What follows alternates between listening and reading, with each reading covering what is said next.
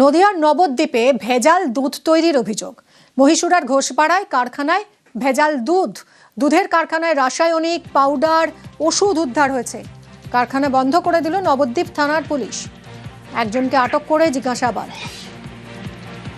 রঞ্জিত আমাদের প্রতিনিধি রয়েছেন।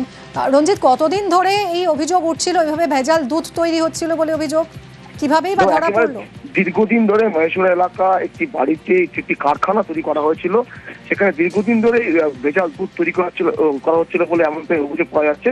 এবং যেটা অভিযোগ করা হচ্ছে যে বিভিন্ন রাসায়নিক পাউডার দুধের মাধ্যমে সেখানে দুধ তৈরি করে সেখানে প্যাকেটজাত করে অন্য জায়গায় সাপ্লাই করা হয়, এমনটাই কিন্তু অভিযোগ রয়েছে।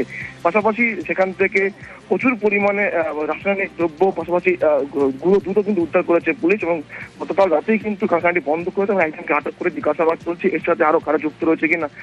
প্রশ্ন উঠছে যে যেখানে গরুর দুধের মতো বিষয় রয়েছে, সেখানে সেই দুধ কিভাবে ভেজাল তৈরি করে মার্কেটে ছাড়া হচ্ছে, সেটা নিয়ে কিন্তু প্রশ্ন হচ্ছে।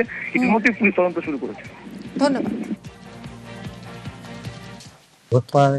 কালবাটার এখানে ভেজাল দুধের কারখানা চলছে। আমরা আসি এবং দেখি যে এখানে প্রকৃতপক্ষে একটা ভেজাল ব্যবসা চলছে, যেখানে 20 লিটার ভালো দুধ আর বাদ বাকি যে 100 লিটার দুধ তৈরি হয় তার 80 লিটার দুধ হচ্ছে ভেজাল। এটা মিশানো হয় ছানার জল, কেমিক্যাল, মেডিসিন, অ্যাসিড এসব মিশিয়ে তৈরি করে এইগুলো বাজারে ছাড়া হয়। বিভিন্ন কেমিক্যাল পড়ে রয়েছে, মেডিসিন পড়ে রয়েছে, পাউডার পড়ে রয়েছে এবং মিক্সিং হওয়া অবস্থাতেও আছে। লিকুইড দুধ হিসাবে প্যাকেট হয়ে বিক্রি হয় কন্টেনার করে। এই যে 3খানা কন্টেনার দাঁড়িয়ে আছে,